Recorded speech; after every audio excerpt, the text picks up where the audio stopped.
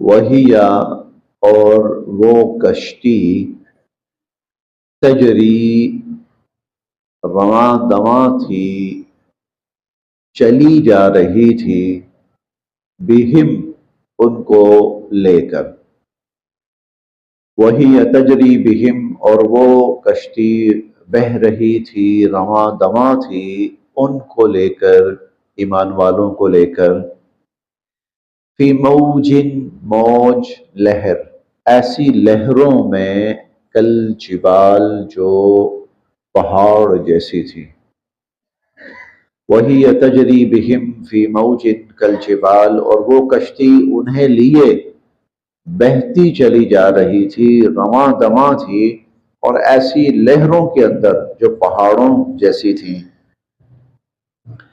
ونادا اور پکارا نوح حضرت نوح علیہ السلام نے ابنہ اپنے بیٹے کو، ونادا نوح ابنہ اور حضرت نوح علیہ السلام نے اپنے بیٹے کو پکارا، وکانا اور وہ بیٹا تھا فی معزل فاصلے پر، دوری فاصلے، تھوڑے سے فاصلے پر تھا، یا بنی اے میرے بیٹے، ارکم معنا آجا ہمارے ساتھ سوار ہو جا، ہمارے ساتھ سوار ہو جا، ولا تکن اور نہ شامل ہو، مع الکافرین کافروں کے ساتھ، تو کافروں کے جماعت کا حصہ نہ بن، کافروں کے ساتھ شامل نہ ہو، بلکہ آ اور ہمارے ساتھ سوار ہو جا۔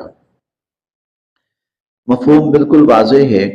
اللہ رب العزت نے حضرت نوح علیہ السلام سے فرمایا کہ کشتی بنائیے، کشتی بن گئی، طوفان آ گیا، سیلاب آ گیا، پانی، زمین نے پانی اگلنا شروع کر دیا، تو اب جب اگلنا شروع ہو گیا اور پانی تھوڑا سا زیادہ ہونا شروع ہو گیا، تو اللہ تعالیٰ نے حضرت نوح علیہ السلام سے فرمایا چلیے اب اس میں سوار ہوں اور چل پڑیے۔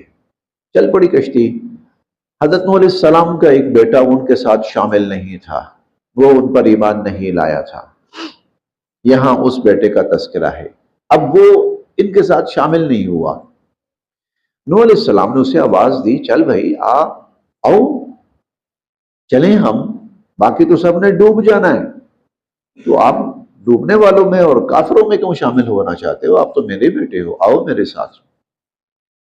قال وہ کہنے لگا، سآوی میں چڑھ جاؤں گا، الی جبل پہاڑ کی طرف، سآوی میں لفظی ترجمہ ہے پناہ لے لوں گا، پناہ لے لوں گا، یعنی مجھے پناہ دے دے گا پہاڑ، تو سآوی الی جبل میں پہاڑ پہ چڑھ جاؤں گا، یعصمونی وہ بچا لے گا مجھے، من الماء پانی سے، یعصمونی من الماء پہاڑ مجھے پانی سے بچا لے گا۔ یہ ہوتی ہے اللہ پہ یقین نہ کرنے والے کی سوچ، میں یہ اسباب اختیار کر لوں گا یہ مجھے بچا لیں گے، میں یہ اسباب اختیار کر لوں گا یہ مجھے بچا لیں گے۔ سورہ حشر میں ہم پڑھیں گے ابتدا ہی کے اندر، یہود کہتے تھے، اور یہود کا بڑا مضبوط دفاعی نظام تھا، یہود کے پاس بہت بڑے بڑے قلعے تھے، اور ان کے جو قلعے تھے اور ان کا اتنا مضبوط حفاظتی نظام اور حصار تھا، وہ کہتے تھے کہ یہ تو ہمیں اللہ سے بھی بچا لیں گے، ہم نے ایسا انتظام کر رکھا ہے کہ اللہ بھی یہاں ہمارا کچھ نہیں بگاڑ سکتا، اللہ بھی ہمارا یہاں کچھ، یہ قرآن نے ان کے الفاظ نقل کیے ہیں، ما ظننتم ان يخرجوا وظنوا انهم مانعتهم حصونهم من اللہ، ان کے قلعے ان کو اللہ سے بھی بچا لیں گے، یعنی اللہ بھی مقابلے پہ آیا تو اتنا ان کا مضبوط، ان کا خیال یہ تھا کہ ہمارا نظام دفاع حصار اتنا مضبوط ہے کہ اللہ بھی یہاں کچھ نہیں کر سکے گا۔ فَأَتَاهُمُ اللَّهُ مِنْ حَيْثُ لَمْ يَحْتَسِبُوا، اللہ وہاں سے آئے سوچ بھی نہیں سکتے تھے۔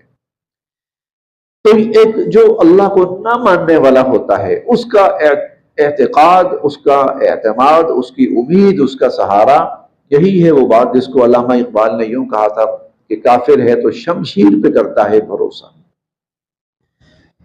यासिमुनी मिनल मा, मैं पहाड़ पे चढ़ जाऊंगा, मुझे बचा लेगा पहाड़ पानी से।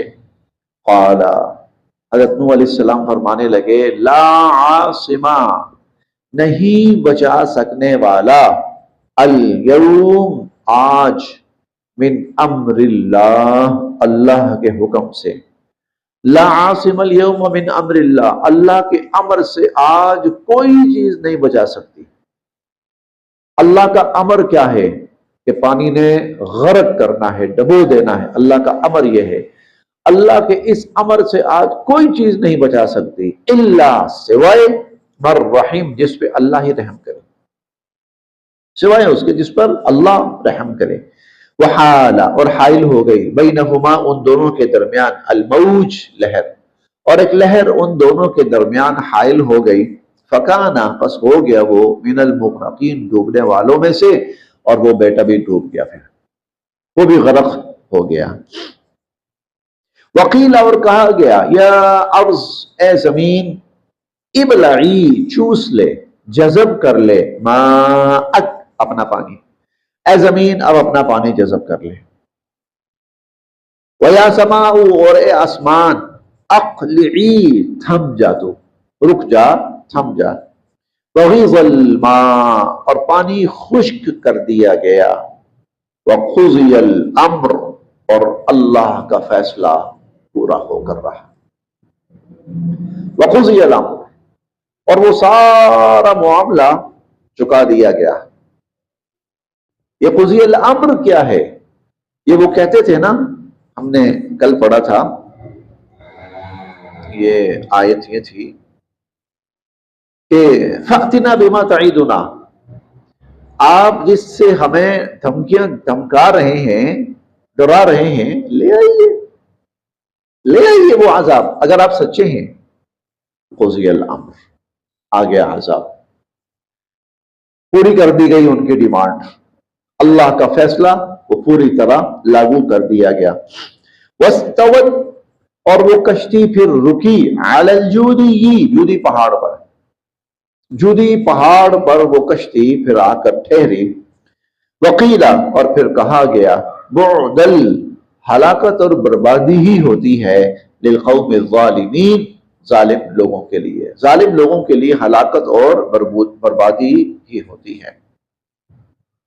यानी अल्लाह रब्बुल इज़्ज़त का एक था फैसला कि इन सब को तबाह करना है। अच्छा, ये जो आया है, सैलाब आया है, ये पूरे रुए जमीन पर आया है, और उस वक्त वैसे भी इंसानी आबादी थोड़ी थी, कुछ इलाके ही थे जहां पर इंसान आबाद थे।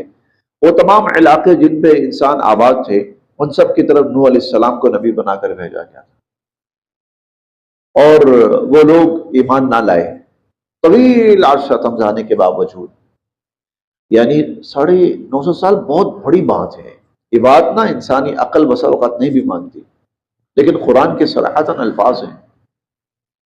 नूह अलैहिस्सलाम ने कोई कसर नहीं छोड़ी समझाने में। अब जिसने नहीं मानना था ना, जिसके नसीब में था ही नहीं, चलो भाई खत्म करो, सब तबाह कर दिए गए।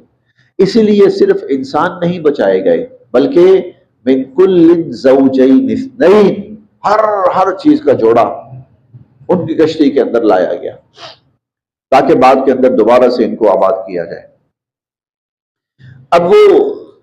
अब जूदी जो है, ये पहाड़ है। जूदी उस वक़्त का सबसे आप कह रहे हैं बुलंद तरीन पहाड़ था, सबसे बुलंद तरीन। आज भी ये पहाड़ कुर्दिस्तान के इलाके के अंदर मौजूद है।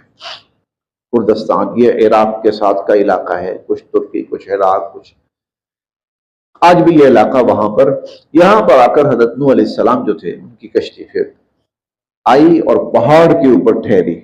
आप अंदाजा लगाएं पानी कितना ऊपर गया था कि जब कश्ती को पहली जो टेक मिली है नीचे से, पहली कि जिस पर वो आके टिक सके, वो पहाड़ था, पहाड़ का ऊंचाई वाला हिस्सा था।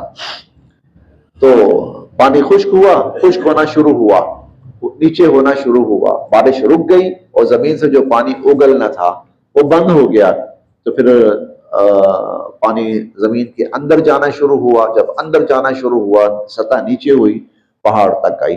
اس کے بعد پھر حضرت نوح علیہ السلام اور ان کے ماننے والے وہ نیچے آئے.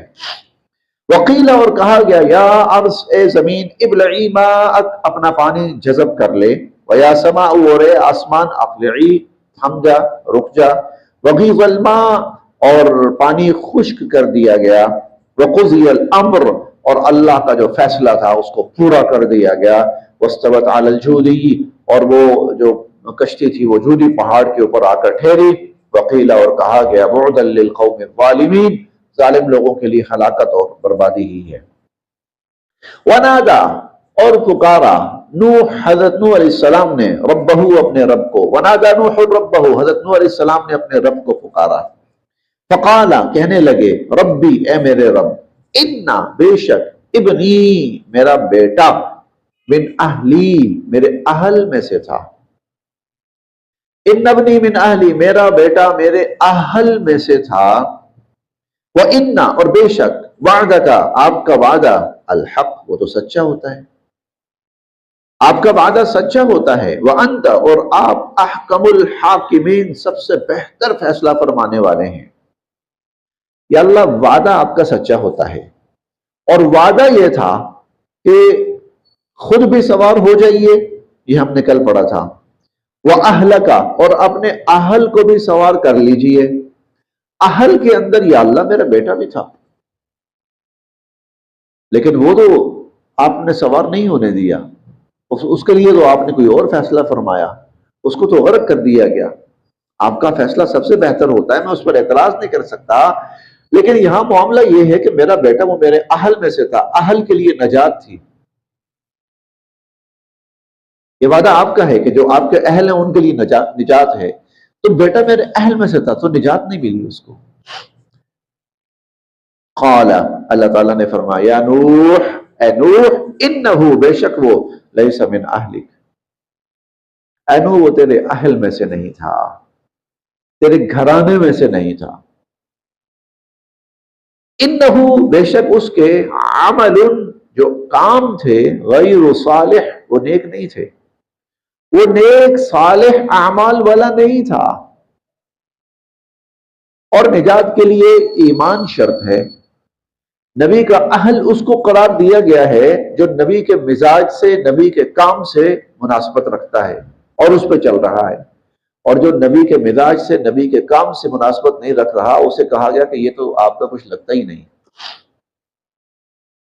دیکھیے ایک ہوتا ہے حسب نسب کا وقت، ایک ہوتا ہے فیصلے کا وقت. جب حسب نسب کی بات آئے گی نا تو کہا جائے گا کہ نوح علیہ السلام کے بیٹے اتنے ہیں، 4 بیٹے ہیں. جب حسب نسب کی بات آئے گی بالکل پرورش کر رہے ہیں، چاروں کی کر رہے ہیں، چاروں میرے بیٹے ہیں. اور کوئی اگر مردم شماری کی شکل ہے تو اس میں یہی شمار ہوگا، اور حسب نسب میں یہی شمار ہوگا نوح علیہ السلام کے بیٹے 4 ہیں. لیکن جب فیصلے کا وقت آئے گا نا کہ کس کو نجات دینی ہے تو پھر وہ جو فگر ہوتا ہے نا وہ نہیں دیکھا جاتا، پھر یہ دیکھا جاتا ہے کون ہے جو آپ کے ساتھ چلنے والا تھا اور کون تھا جو چلنے والا نہیں تھا. جو چلنے والا تھا وہ آپ کے ساتھ ہیں، اور جو آپ کے ساتھ چلنے والا نہیں تھا فارغ ہے. اب وقت تھا فیصلے کا، اب فیصلہ ہونا تھا. جو نہیں ماننے والے ختم بھائی، بات ختم ہوتی. بات ٹھیک ہے نوح علیہ السلام کی، میرے اہل میں سے تھا، حسب نسب کے اعتبار سے میرا بیٹا لگتا ہے، بات ٹھیک ہے. لیکن اللہ فرما رہے نہیں، اب حسب نسب یا اس کی بات نہیں تھی، اب تو فیصلے کا وقت ہے. اور فیصلے کے وقت میں وہ ساتھ ہوگا جو ایمان لایا، اور جو نہیں ایمان لایا. انہو عمل غیر صالح اس کے اعمال ٹھیک تھے ہی نہیں. فلا تسألنی آپ نہ پوچھئے مجھ سے، ماں وہ بات لیس لکا نہیں ہے آپ کو، بھی جس کا من علم بھی علم جس کا آپ کو علم. اے نوح جس بات کا آپ کو علم نہیں ہے اس بارے میں مجھ سے آپ سوال نہ کیجئے. انی اعظک میں آپ کو یہ سمجھا رہا ہوں، نصیحت کر رہا ہوں، ان تکون من الجاہلین آپ جاہلوں میں سے نہ ہو جائیے گا. میں آپ کو یہ بات سمجھا رہا ہوں. اب نوح علیہ السلام کی نسبت سے بظاہر یوں لگتا ہے کہ سمجھانا قیامت تک آنے والی انسانیت کو ہے کہ آپ کا اصل کون ہے. آپ کے لیے فائدہ مند کون ہے، آپ کے لیے نفع بخش کون ہے؟ میں آپ سمپل سے سمجھیے، ایک شخص کا انتقال ہو جاتا ہے، 4 بیٹے ہیں، 3 بیٹے نیک ہیں، صالح ہیں، صاحب ایمان ہیں، ایک بیٹا کافر ہے، اس کے کام کا کون سا ہے؟ 3، چوتھا اس کے کام کا ہے ہی نہیں، وہ تو بوجھ ہے اس کے اوپر۔ یہ قیامت تک آنے والی انسانیت کو سمجھانے کے لیے، ورنہ نوح علیہ السلام کو ایسے وقت میں یہ بات کہنا کہ بظاہر بڑی سخت لگ رہی ہے، اللہ میرا بیٹا مارا گیا ہے اور وہ میرے آنکھوں کے سامنے غرق ہوا ہے، وہ تو میرا بیٹا تھا، میرا اہل تھا، اہل کے لیے نجات تھی، تب جاہلوں والی بات نہیں کرنی۔ یہ ہے ان تکون من الجاہلین، جاہلوں والی بات نہیں کرنی۔ اب جاہلوں والی بات مجھے اور آپ کو سمجھانی ہے، اور وہ کیا ہے؟ دلیل کی ایمان کی بات کیا ہے؟ انسان کا نفع، انسان کی اصل اولاد وہ ہے جو صاحب ایمان ہے۔ جو صاحب ایمان نہیں ہے وہ صرف مردم شماری کی حد تک اس کی اولاد ہے، باقی اس کے لیے بیکار ہے، وہ بے فائدہ ہے، عذاب ہے۔